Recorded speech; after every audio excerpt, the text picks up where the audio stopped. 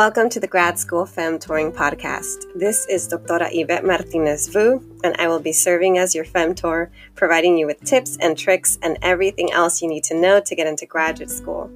For the past 10 years, I've been helping undergraduate students get into top graduate programs in their field, and I'm really excited to share this information with you too.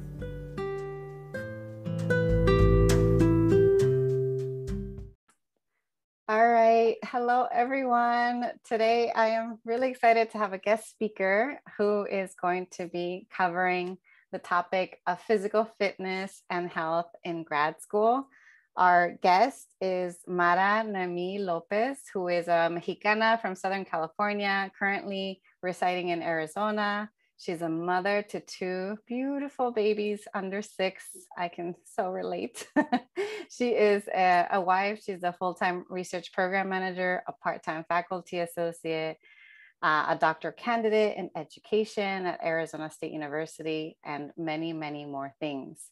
So welcome to the podcast, Mara. And I just wanted to kind of open it up and have you share anything, say a little bit more about who you are yourself, and would love to just have you get us started with also like fitness. Like, how did you get into fitness? Or who are you? How did you get into fitness? And anything else that may be relevant.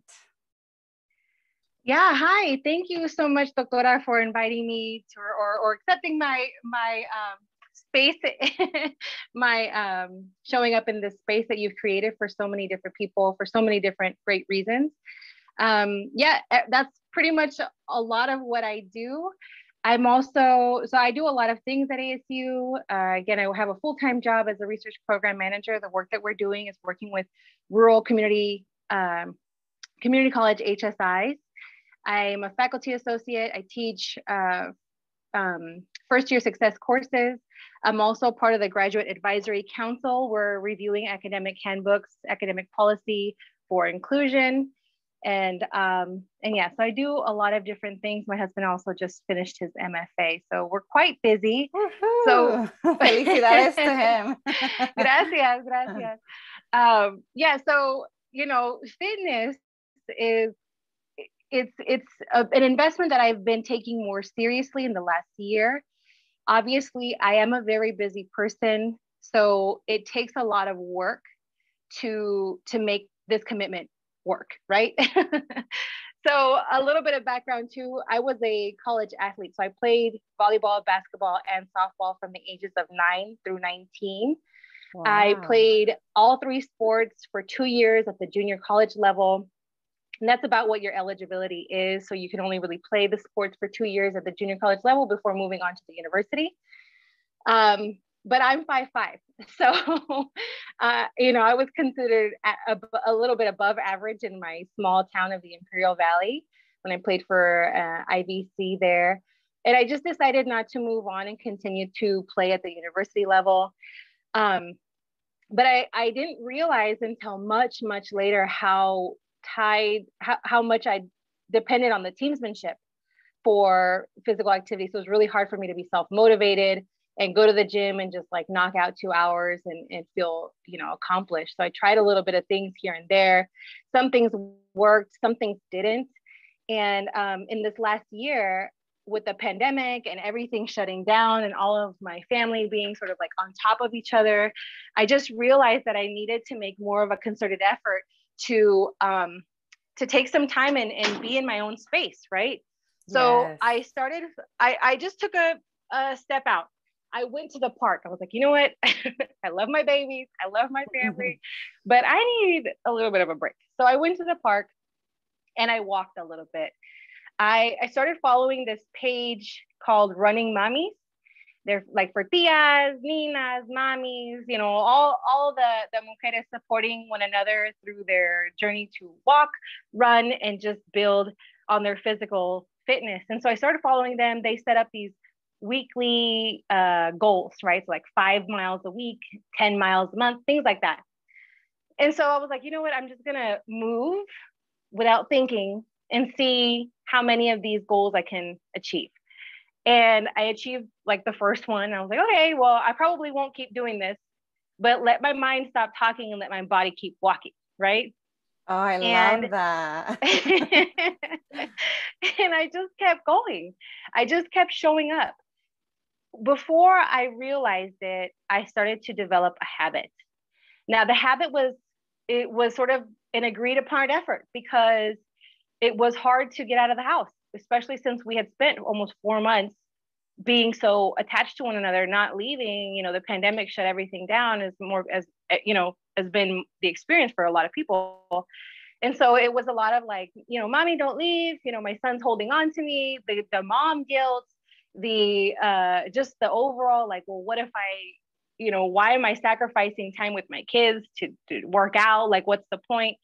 A lot of this internal dialogue, and all of it very negative, and I'm like, how do I work so hard? How are there 24 hours in a day and I can't feed myself an hour or two a day and all this time?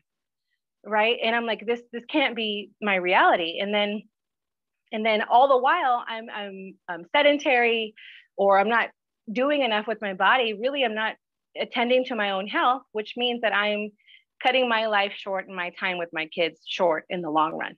Right. It was a very serious conversation with a lot of negative dialogue that was the catalyst for that. And so that changed everything. It was a combination of me just like the need to get some fresh air, finding a community of support, and maintaining this effort because of the necessity to do it. And it was really challenging sometimes because I didn't want to go, or it was hard to go, or I was tired because I have a lot of things to juggle. But just doing it, again, having my brain stop talking and my body keep walking. And before I knew it, I had completed almost 600 miles in the year. And I started in June. Wow. Yeah. Wow. And so you mentioned walking and running mummies. I've got a friend who has been involved in running mummies too, so I am familiar with it. Is that what you're currently doing, or are there other things? Like, what do you currently do for fitness? Is it the walking and running, or other things?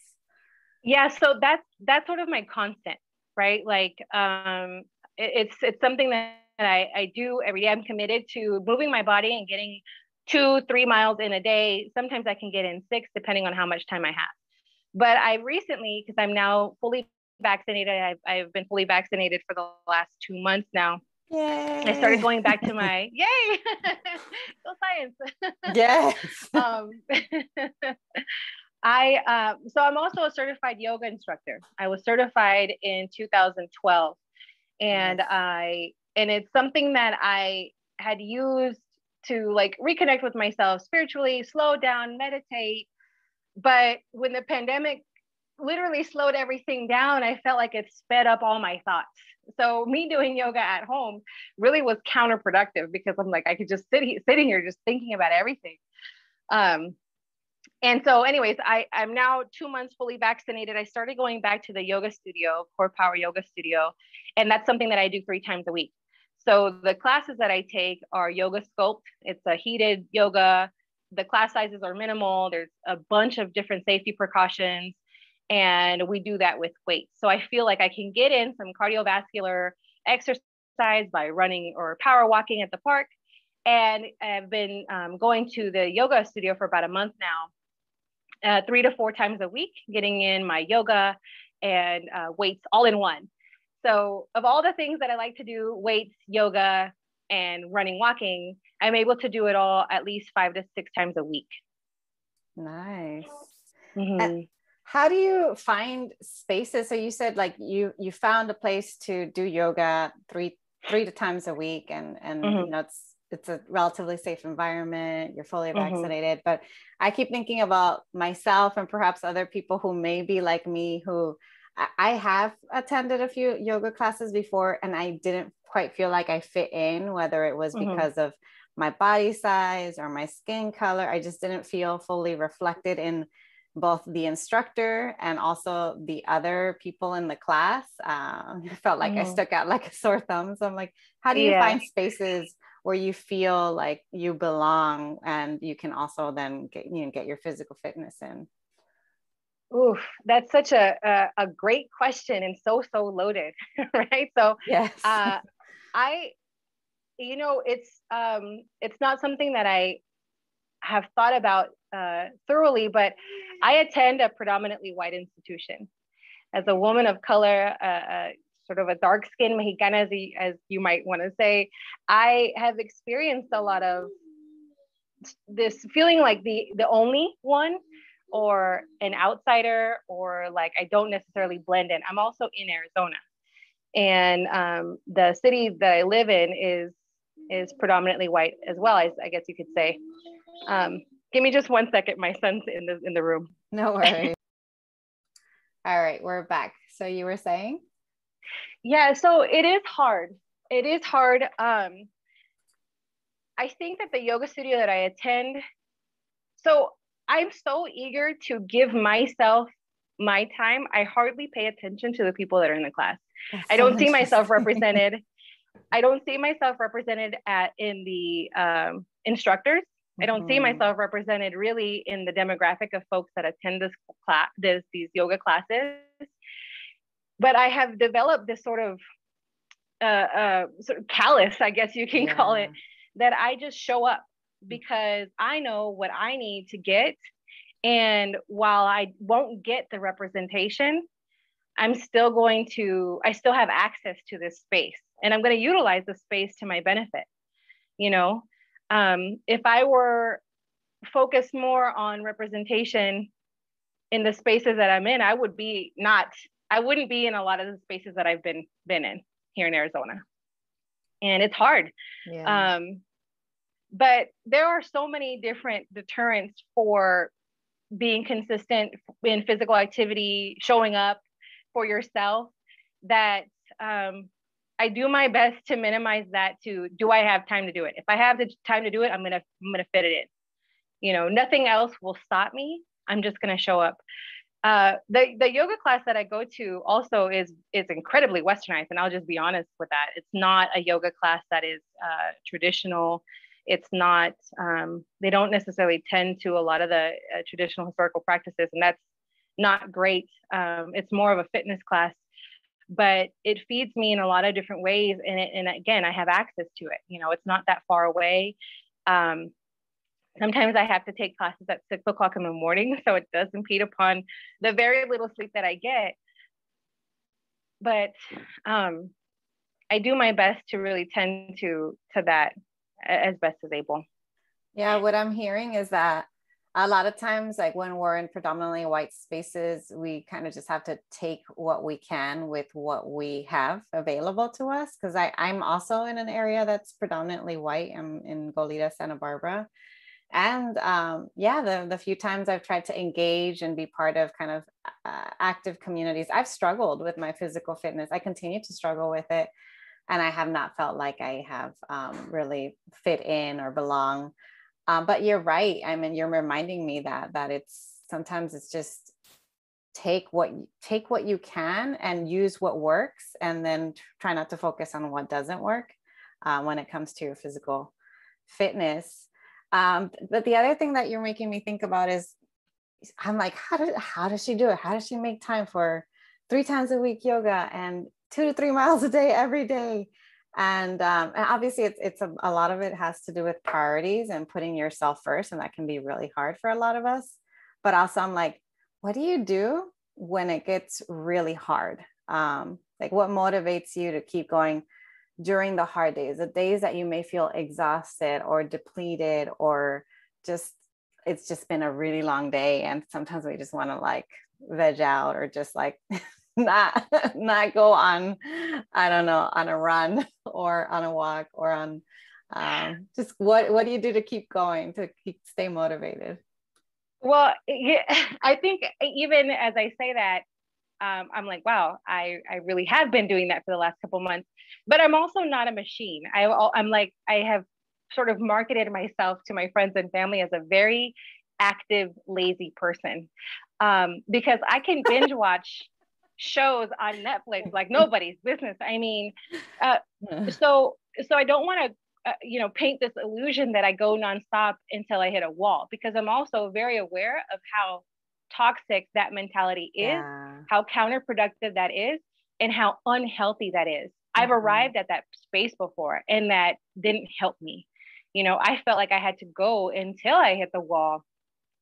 Until I hit the wall and I realized that's not it either. Yeah. So for example, I had a very, very, very busy week last week with meetings and all the many things that take up most of our days, and then still finding the slivers of time to be physically active, make memories with my kids, because the important thing for me too is that my kids know that they are always the priority. Like I'm allowed my time, but they're always the priority. So I'm still making memories with them. But Saturday, I was like, and today's the day that I'm going to restart Grey's Anatomy. And I probably watched like 6 seasons. And those episodes are like 45 minutes long. Oh, wow. So I am also fully aware of when I need to just not have a meeting, not attend to a deadline, not schedule in meeting like Zoom happy hours or this or that just because I have extra time, and also not push my body beyond its limits because I can. So Saturday was that day for me. Saturday was the day where I ate all the things, I watched all the things, I sat on my couch that I bought with hard-earned money. I just didn't, and that's also showing up for you. Mm-hmm. So while I want to say that it's all about balance, I also feel like sometimes balance can be an illusion, and it's something that we as graduate students, as full-time employees, as mothers, as partners, we always want to, there's this notion that we strive for balance. Everything is balanced. And I'm not sure that I have ever arrived to the point where I'm like, everything is balanced in my life. Everything makes sense. I know. So why would I promote that I am successful at balancing things out? I don't know if that's true. I don't get very much sleep, because when the kids go to sleep, I call it my second shift, when really it's like my fourth. I put on the fifth half of the day and I do my writing. I just recently got approved for my last round of my research study. So I got my IRB approval. Yay. Yay. So the days are long, but I fill them with good things. I do my best to fill them with good things. I show up for work and my students and my family, but I also don't ever not show up for myself. Not anymore. I spent so many years doing that. And, I think that when we talk about breaking intergenerational traumas and breaking these habits and the histories that don't serve us now, that's, I think, one of them. I wish I would have seen my mom tend to herself more, tend to herself, self-care, work out more, feed herself more, fill her cup more. When for the 4 of us, she always showed up for us. And she worked her ass off until burnout, but I never saw her fill her own cup. You know what I mean? And I want my babies to see that I work really hard. We do fun things. We spend great time together, but mommy also takes care of herself physically. And as a result, mentally too, psychologically, feeding my mind, body, and soul. Oof, that was a lot. I feel like you just gave us so many gems there. You mentioned this, like, I guess the facade or the fallacy, I don't know what you would call it, of this idea of balance that's not really true. And I know, like, at least, among my friends, some of us refuse to use the word balance. And now we use the word like harmony, like how can we work in harmony? So that sometimes some moments you prioritize your work more, your research more, or your, whatever is coming up that needs to take priority at that particular moment. But at the same time, while doing that, it's like you're reminding us that we do have to constantly show up for ourselves. Because at least for me, like the reason I struggle with my physical fitness, I'm very good with, mostly good with my nutrition because I have a chronic illness. And so I have to monitor my diet to make sure that my diet affects my symptoms, like, and how I feel every day. So I'm like, every day I have to have a green smoothie. It's just like one of the things. Every day I have to have there's certain things that I'm like, I know I have to have that, but I have not yet figured that out with the physical fitness aspect of it. And I think it has to do with not always showing up for myself, and all, like, sometimes I just overdo it with the work and with the scheduling and not taking time for myself. So at the end of the day, I feel like I don't have the energy to do it. But this is all really, really useful information about, like, yeah, we're teaching our kids. Like, I now have a daughter, and she's going to be watching me, and she's going to be seeing how I take care of myself, and she's going to learn from that. Mm-hmm. Absolutely, girl. Like, it's so layered, right? Mm-hmm. The work that we're doing as a collective, and the narratives that we're changing, and the intergenerational traumas and curses that we're breaking, it's heavy. It's laborsome, and it requires intentionality behind every one of those efforts. But it's so important, because not only did I not see my mom, for example, or my nana, who are like my parents, fill their cup. I mean, this is, self-care isn't wrapped around spa days, but like, I've never saw my mom go get a manicure and a pedicure. I didn't see that. I didn't see her go to the gym, go swimming lessons, walk at the park with her girlfriends. I didn't see these things. I also didn't see her be like, damn, I look good in the mirror, or man, I'm feeling myself, or like, I feel good. I feel healthy. I feel energetic. I didn't hear my mom say any of those things. I didn't hear my nana say any of those things. And those things matter, So I had to learn also to be like, I'm okay in the body that I have. I'm happy. I'm grateful in the body that I have. I'm going to fuel it with good food. And trust me, like, that's hard. Like, the longest relationship I've ever had in my life is with hot Cheetos. It's abusive. it's like, that might be an intergenerational curse too. Like, I don't know. I tell my husband, I'm like, dude, you didn't have hot Cheetos with cream cheese in middle school? Because I know I did. Yes. Yeah. He's like, you're weird. I'm like, I don't know. Girl, for me, it was hot Cheetos and nacho cheese. There you go. And that was it. Yeah. 50 cents, you better fill it up. Yeah. And those things are still habitual things that are hard to break. And so I also don't want to give this illusion that I can only eat salads. And I'm not on this journey for weight loss. I'm not on this journey for like to be, fit, muscular, whatever, this and that.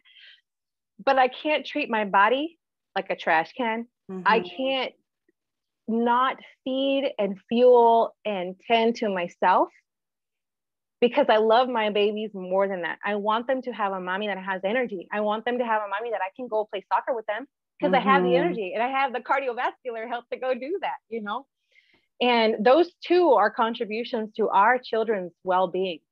Yeah. And I also so there are a lot of different things that are happening. And by the way, I love what you said about balance being harmony. I love that. Now it's helping me, because when I talk about like, what is balance anyway? Like, what is this illusion? I think I can reframe and be like, I'm working on harmony. I'm harmonizing over here. I'm like Destiny's Child.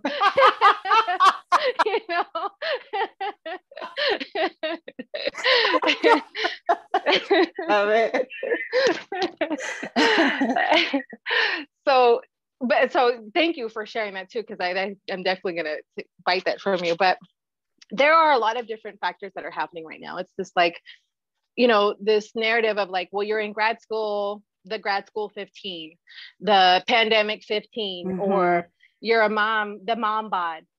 And I hate now, and I invested in it. And I was like, yeah, I'm going to gain a bunch of weight now that I'm in grad school and I'm a mom, and I'm going to gain all this weight, because that's the narrative that is perpetuated most consistently, most often, and most publicly accepted. Mm-hmm. But what is less known, or what is seen less, is that these programs, master's, graduate level, doctoral programs, I think that we need to change the narrative and invest in this idea that they don't become your life. Mm-hmm. They don't change who you are and create this new cumbersome, overweight, stressed out, anxiety-ridden experience for you, but that you're still able to live and thrive. Like I did an IG live with Black women PhDs last week, and someone asked me, what are your thoughts on dating in grad school? Someone else asked me, like, what are your thoughts on like buying a school, or not buying a school, buying a house in grad school? And I know that these are questions that are broached often. And I go, why do we believe, and why do we allow ourselves to believe that grad school should determine the trajectory of our lives while we're in grad school, trying to better our lives? Yes. I've had similar questions, but more related to the parenting aspect of it. I've had folks say, yes, so when is the right time to have a baby, in grad school or in academia? Never. And I'm like, the right time is whenever you deem it the right time. Don't let any clock or any like academic, whatever timeline or milestone determine. It's up to you. There's no right time. Like you said, there really isn't. Yeah. Exactly. When people ask me like, when's the right time to apply for grad school? I'm like, never is the right time to do anything.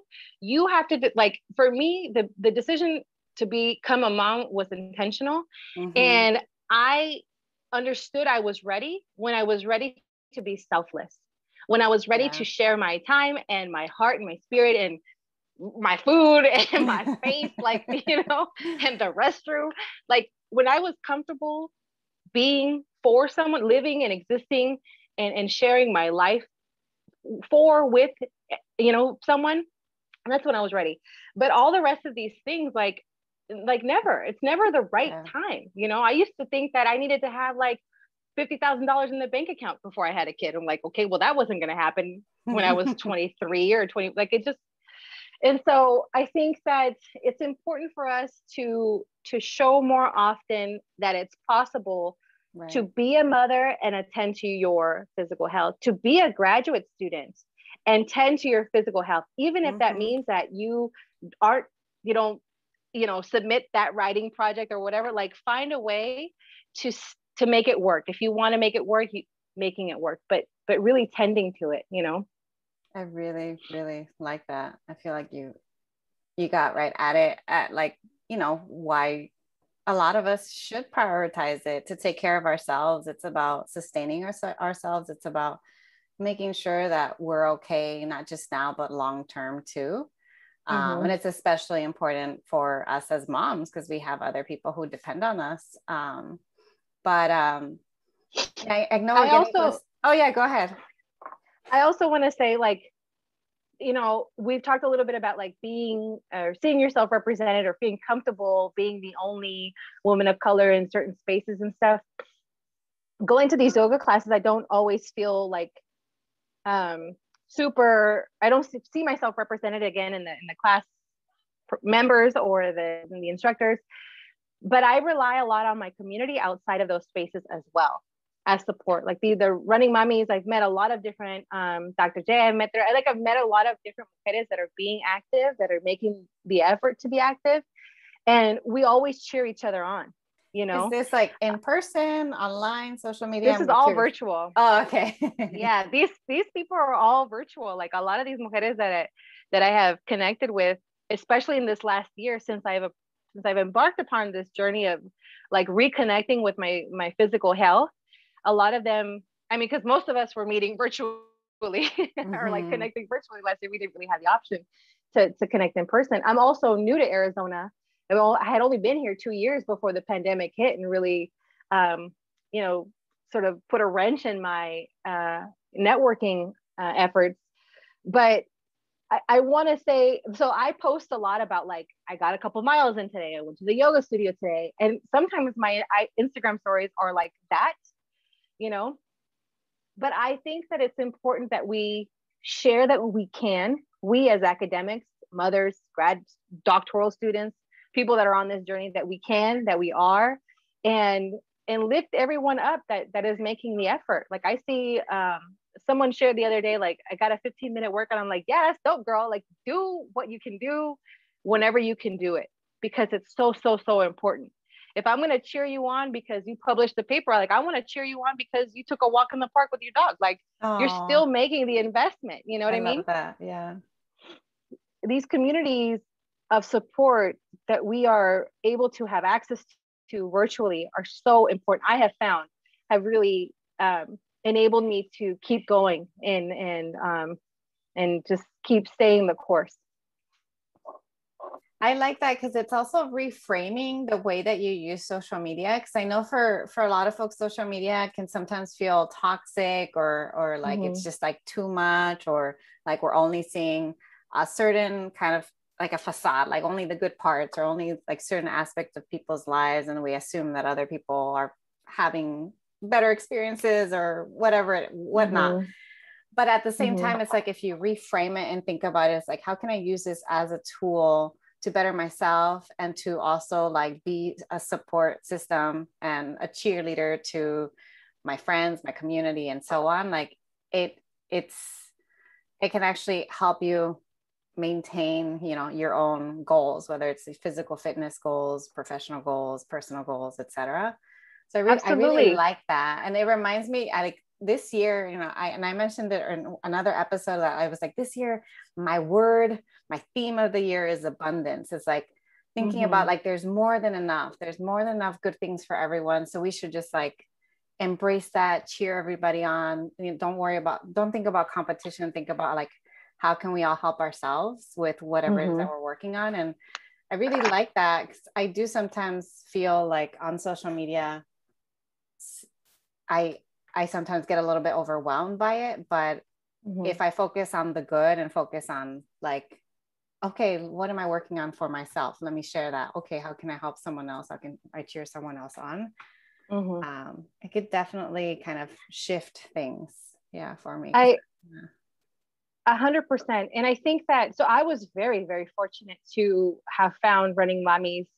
But, you know, I also want to say, like, if these communities of support don't exist in your realm, or like, say you want to be like a golfer or something, like I'm not into golf, but that's what you have access to. And that's the thing that you want to invest in. And you don't see like maybe a lot of people of color, women of color, mothers of color doing this activity, but that you want to do it, create your support. And social media makes that at least super accessible. Another thing is that social media is super toxic, especially, you know, I feel like I've been living in a sort of a perpetual state of like baby rage fits for the last 4 years, you know. What do you mean baby rage fits? Well, I see something on Instagram and I'm like, oh my God, like I can't believe that happened. Or why, I mean, since we're under a new administration, so I feel some of those baby rage fits subsiding, but even still, you know. Yeah.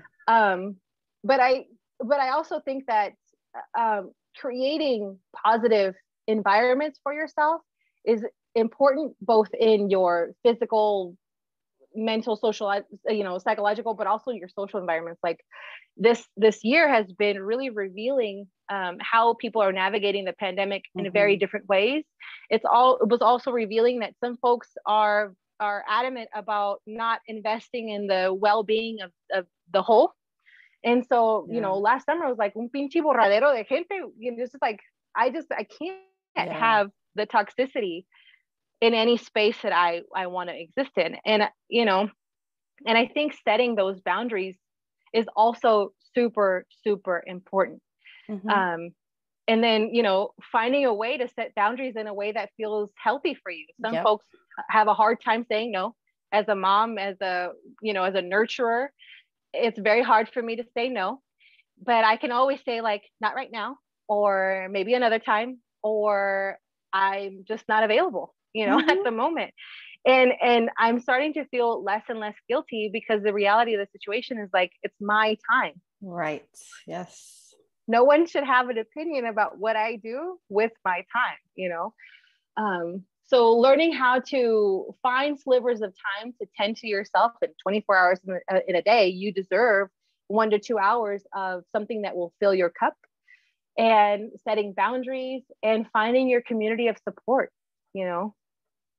I really love that. It's so funny you mentioned the golf example, because so the way I treat social media is I am very intentional about like how I curate what I see and what friends I have. So I don't have a lot of people like in my personal Instagram or in my personal Facebook page. just folks that I know and folks that, you know, and I know are good folks that it's just not going to be like super toxic for me. But like, so not surprisingly, I have a lot of fierce mujeres, PhD mamas who are on my feeds, and I'm always so inspired by them. One of them, her name is Doctora Larissa Mercado Lopez, who's at CSU Fresno. Yes. And she recently like picked up golfing and started like a golfing IG page. And I remember thinking like, that is so awesome. Yeah, she's exactly who I was referring to, by the way. She's exactly who I'm referring to. So like, I got it. Yeah, she did that. She's like, I know that this might not be a thing, but I'm going to create this thing. So come on and join me. She's exactly who I was referring to. Yeah. Yeah, but it's really, really funny. Yeah. So definitely setting boundaries is important too, saying no so that you allow yourself to say yes to other things for yourself. So we're getting close to wrapping up. I wanted just to ask you if you had any last thoughts on the topic or any takeaways, or if not, how can folks reach you, be in touch, connect with you? I'm sure a lot of the listeners are going to relate. They're going to want to follow you. They're going to want to kind of get to know you a little bit more. So last thoughts, or how can folks kind of be in touch? Yeah. So you had mentioned that your one of your words for the year was abundance, and I want to share mine. My word for this year was momentum. I found that last year when everything slowed down, I had a really hard time picking things back up, right?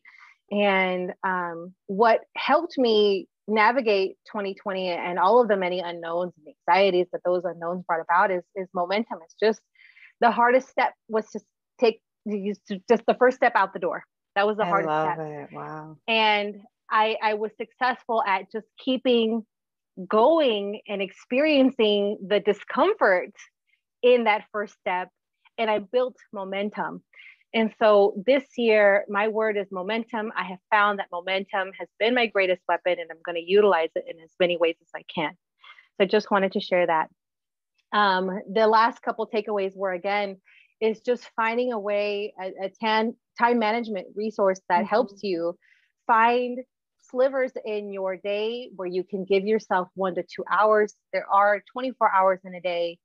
Find a way to attend to your physical health best as able. It will inevitably affect positively, hopefully, your mental health, and just fill your cup, you know, whatever it is. It doesn't have to be something that's super, super intense, but you deserve it. You deserve 1 to 2 hours a day, whatever it is, and get it, you know, get everyone on board, all your kids, your partners, whatever it is, everyone on board so that they too encourage you. And then lastly, it's finding your community of support, whatever that looks like. It could just be an accountability buddy, you creating little challenges for yourself and your friends, creating an Instagram page, a Twitter page, Clubhouse where you guys just check in. Whatever it is, that community of support has really fed me and has helped me stay consistent, stay motivated, and stay excited about continuing on this physical fitness journey. And so that's really all I have. And then, you know, just having these dialogues with other mommies too, and like navigating mom guilt and time management has been super helpful for me as well.